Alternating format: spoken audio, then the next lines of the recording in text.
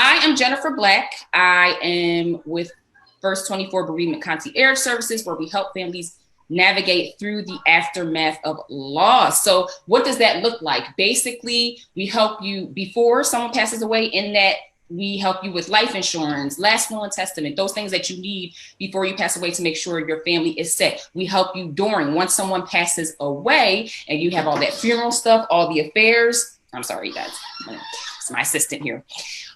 All your affairs and anything that you need to deal with during that funeral time, because we know that you're not in the right frame of mind, so you need help with that. And then lastly, we help you once the funeral is over, and that is when that grief becomes a reality for sure. Now I have my notes here because you guys know I can go all different ways here. So I want to keep myself on the straight and narrow for sure. All right. So we help you with those things. So we have professionals at First 24 Bereavement Concierge Services to assist you in different areas. And I always ensure that those professionals first have integrity, and they care and want the best for our clients. So with everything going on today, people are searching for help and answers to cope with the various types of grief that they're dealing with, right? This discussion will broaden that perspective of grief and help people to take that information, the things we discussed today, and apply it for those different types of loss. Now, I have with me a special guest, Kim Wilson. Love her. She's a licensed professional counselor and the owner of Kim Wilson Experience LLC and Wilson Professional Counseling and Consulting LLC. She has worked in behavioral health since 2006. Kim Wilson uses her education in human behavior to facilitate dynamic workshops and seminars on effective communication, work-life balance, very important, stress management, and other customized talks. She is also the creator of a podcast called Amazing Relationships with Kim Wilson, which is featured on iTunes, Stitcher, and Google Music. So welcome, Kim. Yay! So happy to have you. All right, so tell us a little bit about yourself. You've got all these accolades, but tell us a little bit about yourself before we get into this. Yes, I usually carry the title relationship expert. I think it's a little easier to digest. I believe that relationships are our solution to everything, because there's nowhere in this world you're going to go where there is no relationship. You're going to have a relationship with your neighbor, your doctor, your mechanic, your teacher, the person at the deli.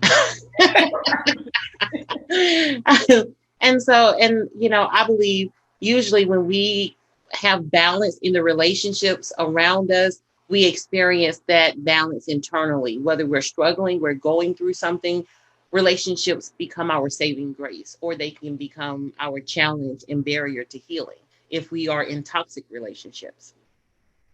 And that's my message every day, all day. I'm all things love. I love love. Love. Okay, all right. That's big. Yes. Hey, we all should love love. Make the world a little bit better, right? Okay, so let's get into these conversations. I first want to talk about the different types of grief. There are various losses people are experiencing with grief. The first one is people. So people are losing their loved ones, friends, close associates. Not only are they losing them, but they're losing them in traumatic ways.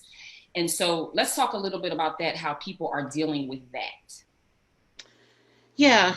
COVID-19 has brought a lot of grief, and on so many levels, because a lot of people have lost relationships. When you think about going to work every day, some people look forward to just having lunch with Sally, at 12:30, or even taking that walk in the office park.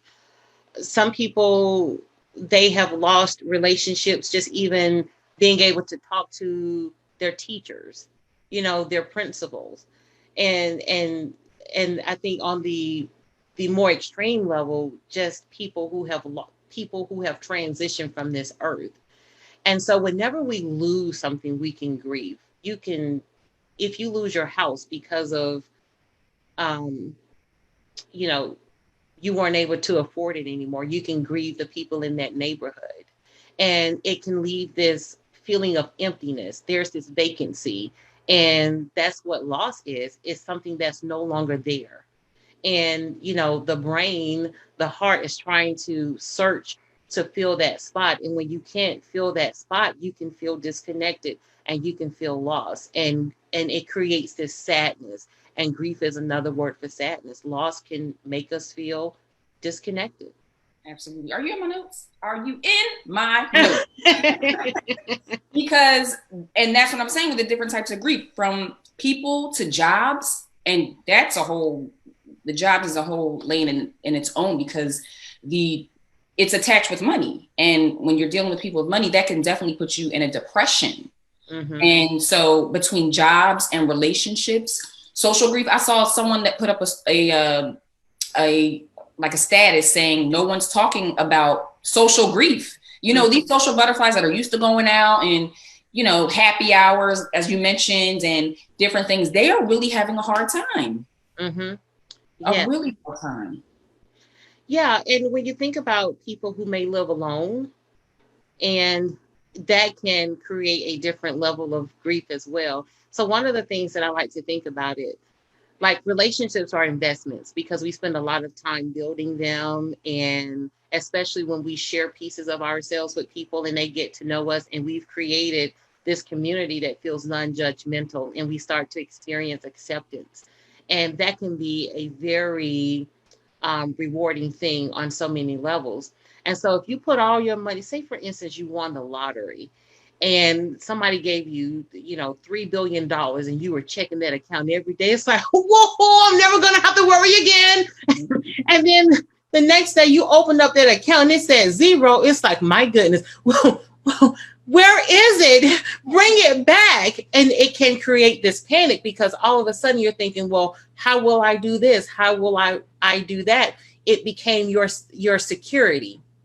One of the things that helped you to feel stable. And such is the thing with friendships and relationships. People can actually contribute to us feeling safe and protected. Somebody we can park our thoughts at, our feelings, and to feel non-judgmental and to feel like we're not being judged. And when we lose that, that can be very unnerving and can create this down spiral inside of us. Yeah, absolutely.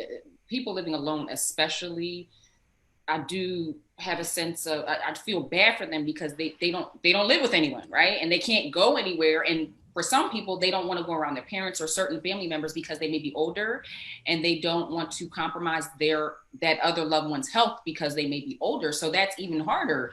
I remember when the COVID first started, and I took my daughter to see my mom, she was like, oh no, had her mask, like, nope, social distance. We had to see her from outside. And I saw another family seeing their grandmother, and it was like sad. I was so sad. Like, my heart was so sad, because that touch and that feeling, you can't do that, because you want to keep your family safe. So it's an adjustment for everyone, especially because it's like the new normal. I don't know, for now. Mm-hmm. You can't have that touch, and especially when you lose someone, that is the number one thing you need, is that hug, that love, that it's going to be a rub on the back, but we could barely do that either.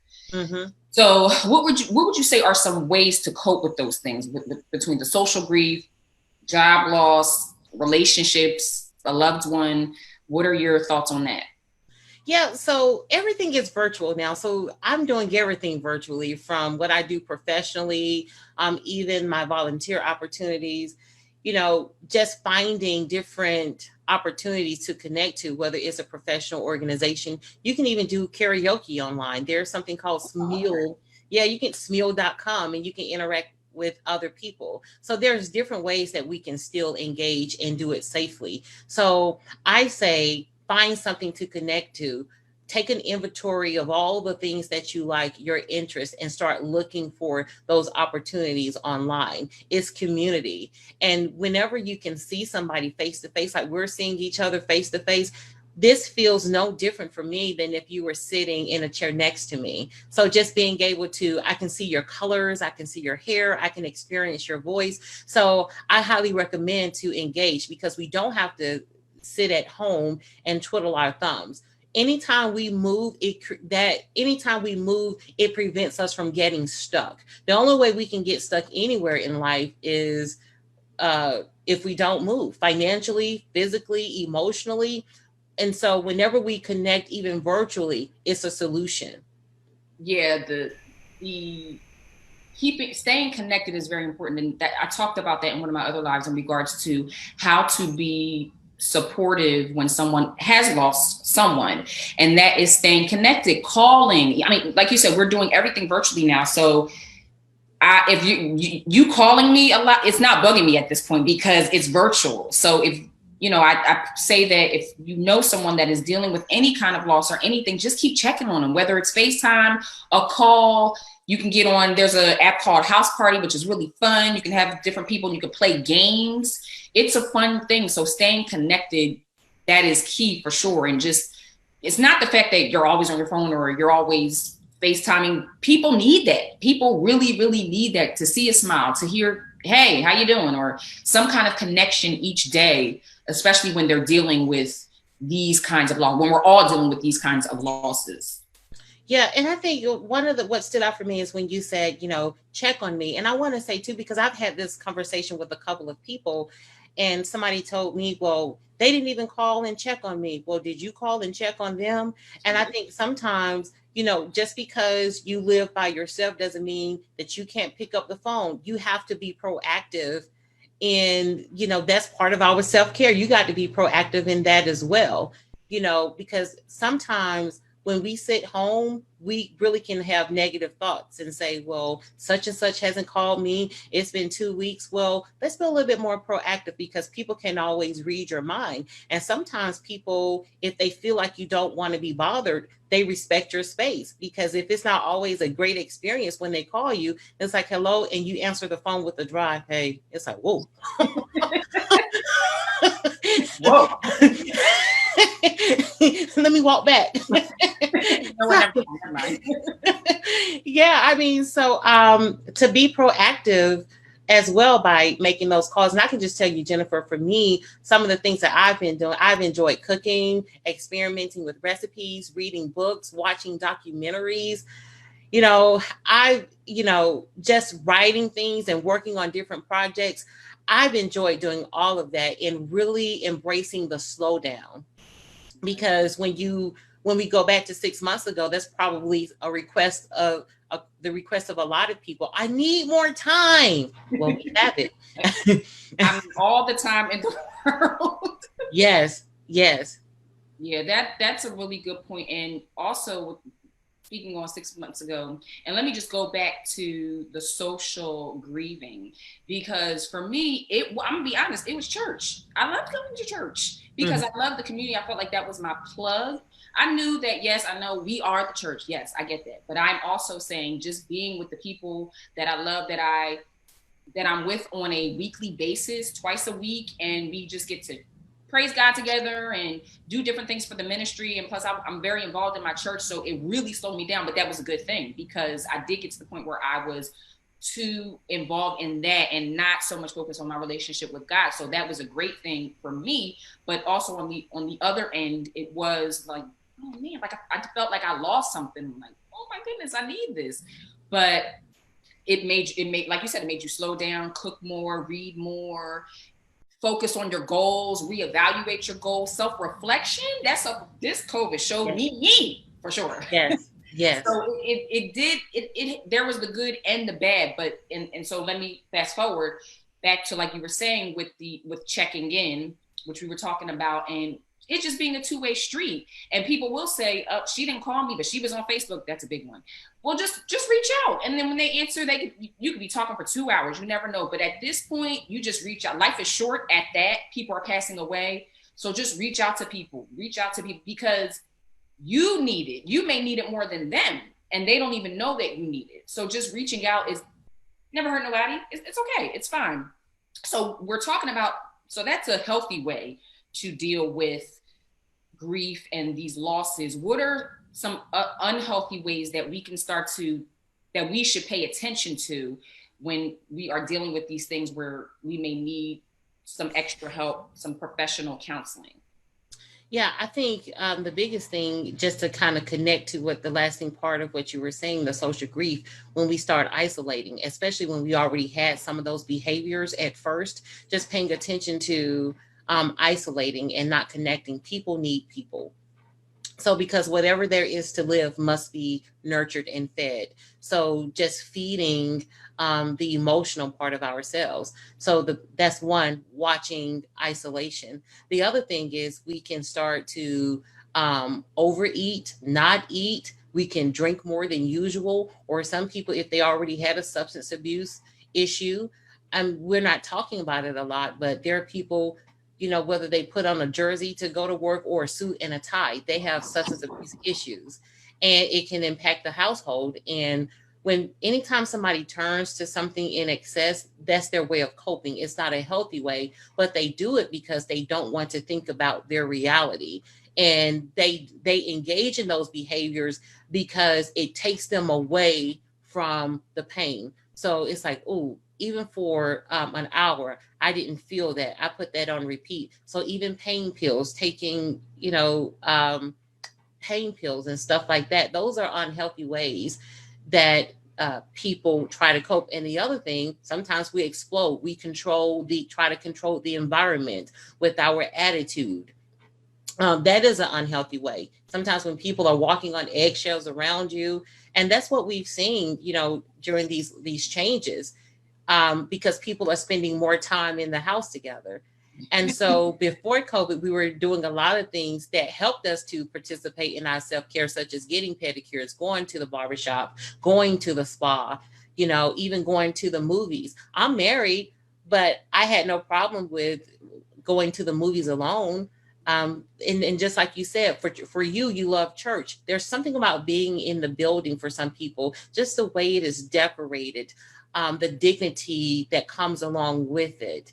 And, just even the artwork, if your church has artwork. For me, the movie theater, I love the smell of the butter. That's rare. Butter. In the movie theater, I don't think they're opening. I don't know. I can get your own butter. Yes, and so when we lose all of these things and disconnect from these things, that's when people can start to participate in some of those unhealthy behaviors like isolating, over drinking, overeating, doing drugs, not responding to problems appropriately, being angry or shutting down. Yeah, people are definitely on eggshells, and I mean and I not the COVID, the police brutality, the social distancing. I mean, even when I go out, to be honest, I'm like, just unfortunately, I'm waiting for something to happen because so many people are on eggshells. So now my lens is just totally different because I know that people are stressed and the racism and it's so much going on that I have to check myself. But I don't want to live like that either. I don't want to live like that either. So I think that it's just important, obviously, and with me, God is definitely my source of strength. That may not be the case for everybody else, but whatever it is for you, that's what it is for you. But also just practicing those healthy habits in regard, while we're in this situation, and identifying the ones that are not like you, even sleeping, oversleeping, and just wanting to be in the bed all the time because, again, you don't want to deal with that reality of what's going on right now. So what would you say would be for someone to be, besides calling, is there anything else that people can, how can they be a good support system if they see that their friend is, or their loved one is sleeping more or drinking more, but that person may not feel, they're like, I'm fine, I'm okay. What can they do, especially since we're dealing with this virtual reality? Yeah, you know what? I still love pen and paper, sending a card in the mail. Yeah, sending a care package in the mail. There's nothing like receiving the gift of a book. We still can do those things. I thought about you today, and when we reopen, or you don't even have to wait for reopening. Here's a gift card, and you can have dinner sent to you, delivered to you. You can, here's a card from the grocery store, buy yourself something nice. And that lets people know that you appreciate and value that relationship because you took that extra step. So, we still can do, I think this is a really great time to press the reset button because sometimes we can become comfortable inside of relationships and we forget to show people that we appreciate them and we take for granted that somebody is going to always be there. So whether we're making even a private video, it's like, hey, I create a video for you, push play, an audio message. So those are things that we can do, whether we are in a pandemic or outside of a pandemic. Right. Totally agree. Totally agree. Why do you think self-care is important in general, especially now, but just overall? Yeah, self-care is a part of restoring and renewal, because when we participate in self-care, we are putting back what was taken. Whenever you share your time with somebody, when you help somebody, that's energy being released, and we have to be intentional about putting that back, because if you continue to drive your car and you don't refuel and put gas in it, you're going to give out of gas and you will stop and you will not be able to go. But when you participate in self-care, just like you refuel your car, that's you refueling yourself so you can continue to be the best that you can be. Before you can take care of anybody else, you have to take care of yourself first. And that's what self-love means. That self-care is self-love. You're restoring and renewing what was released and what was taken. Is so good. Everybody needs it. Everybody, self-care is not with your family. Hence the word self. Yes. By yourself. Yes. Yes. I think people think, well, I'm with my family. We're just watching TV, but you're not. You are still exerting energy in somehow, whether it is playing something with your child or doing something with your husband. It still requires your energy, your attention in some kind of way. It's not to say that you don't enjoy it, but I think that it is important to be by yourself and do something. And it doesn't have to be, I think people are always think about, and I know because I was one of them, a spa day or getting my feet done. Maybe that's for some people, but for me, it could just be sitting in the car at Target, eating an icy or something by myself so I can hear my own thoughts, meditate. Yes, yes.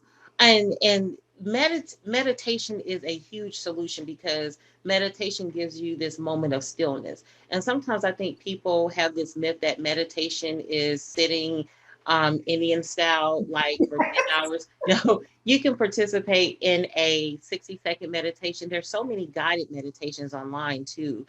Even if you Google different types of meditation, one of my favorite is a loving kindness meditation, where you can extend kindness and peace towards others. I just love hearing the words, may I be at peace. May I be at ease. May I be loved. It's like, yes, you may. And so there's so many different meditations and so many apps out there to help us. So yes, meditation is a really good one, just to kind of sit with your thoughts for a minute. I don't think anybody else's thoughts should be louder than the thoughts in your head. And it gives you a moment to, even if you put your headphones on and do a whole Mary J. Blige set for like 15 minutes, it's like, all right, I'm up. And what you said, that was really good. I guess that was an app that you were saying about loving kindness.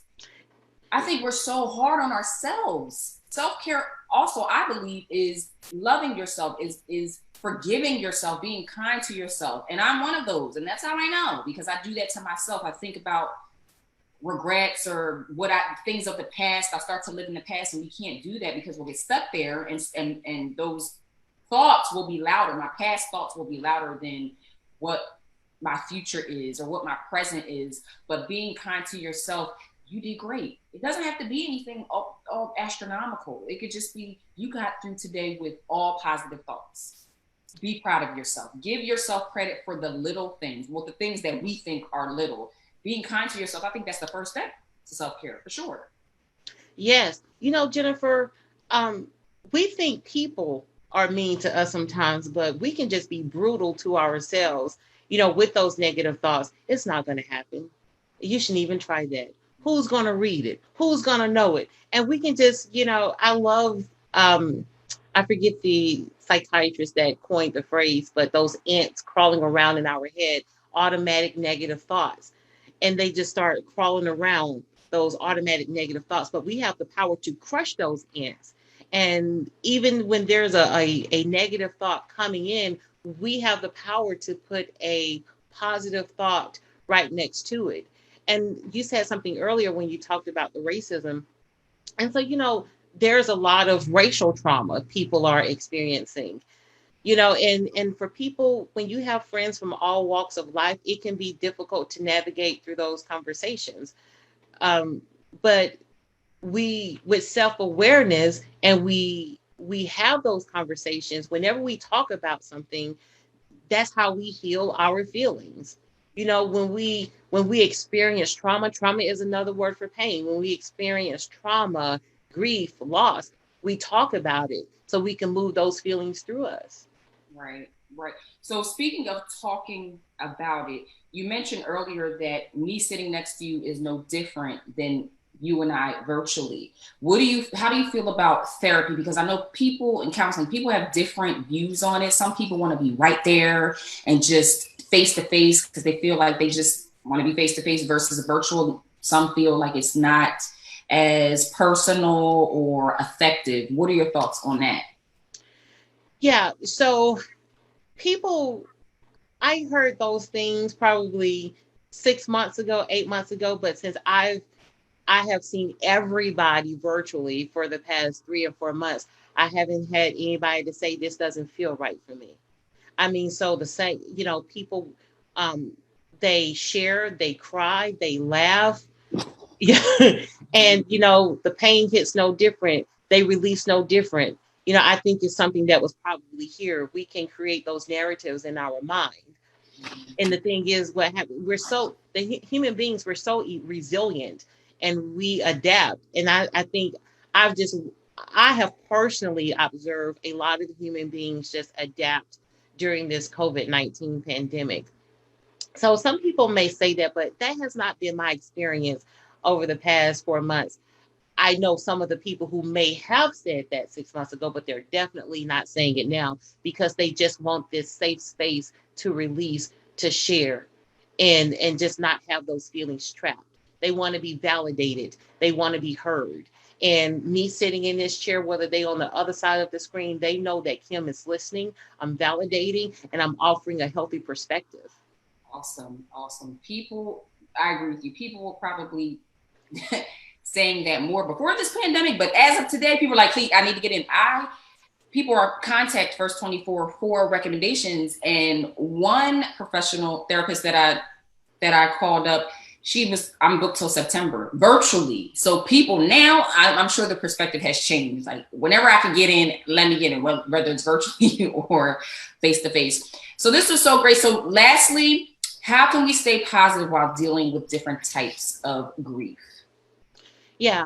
One of my favorite resources, my go to, is books. I love books. And if you don't like to read, audiobooks, using different platforms. The library allows you to check out audiobooks now. So even on CD, because whenever we introduce something like books or audiobooks, what you're doing is dominating the language, or you're developing a language so you can understand what you're feeling and what you're thinking.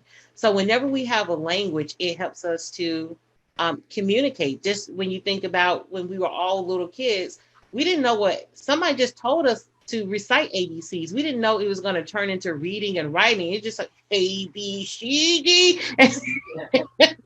And next thing you know, and that was a form of repetition. And so whenever the brain works on sequencing, whenever you repeat something and you do it well in the right way, you become skilled at it. So when you are working through something like grief and you become very skilled at picking up a resource like a book. One of my favorite books about grief is by, I was looking for it, H. Norman Wright. He's done a lot of work on grief. And I really like the way he talks about grief in his book because he goes through different kinds of grief. And once again, it gives you a language. And anytime we have a language, we can start to talk and discuss. The other thing, music is a universal language. You can go to a country and not speak the language, but somebody put on some music with some good beats, you're like,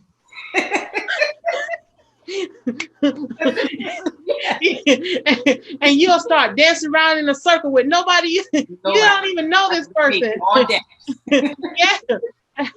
So music, and I say, if you are at home and if you feel a little gloomy, I like to put on a comedy, because when you are laughing in that moment, even if it's for 10 seconds, you are not in pain. You are not thinking about the worst. You are laughing. It's just like it cannot be morning and night at the same time. It's going to be one or the other. So when you're laughing, you're either sitting inside of love or you're sitting inside of pain.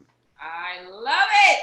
I love it. This was so good. So tell us how people can contact you and learn more about your services, because again, people need help. And you are a light of love. So you can put it in the can someone put it in the comments, or you can tell them? Yes, and then I can always go back, and if somebody has some questions, we can respond to questions even afterwards. Absolutely. My website is kimwilsonspeaks.com. I am a relationship expert. If you are in Georgia or New Jersey, I can take you on as a client for counseling. I do relationship coaching, helping you to be your best self, to get through relationships. So you can go to my website, again, www.kimwilsonspeaks.com, and all of my social media icons are there, is there as well. Awesome. All right. Did anyone have any questions in the comments? I'm just speaking to my assistant here. Okay, no questions. But if you want to contact Kim, you can. You can also go to www.first24loss.com to learn more about First 24 Bereavement Concierge Services as well. We thank you so much for joining us. Please share this video. It was definitely great. Kim, thank you so much. Do you have any last words for us? I want to say thank you so much, Jennifer, for having me. And at the very top of this presentation, I talked about relationships are important. I had a beautiful relationship with somebody else that introduced me to Jennifer, and we connected and started a relationship. That's what I'm saying. The power, the healing, the success, the growth is in the relationship. So I'm so happy that Jennifer invited me to her platform and trusted me. Thank you, Jennifer. Absolutely. Thank you so much. Thank you, everyone. Have a good evening, and we will see you soon.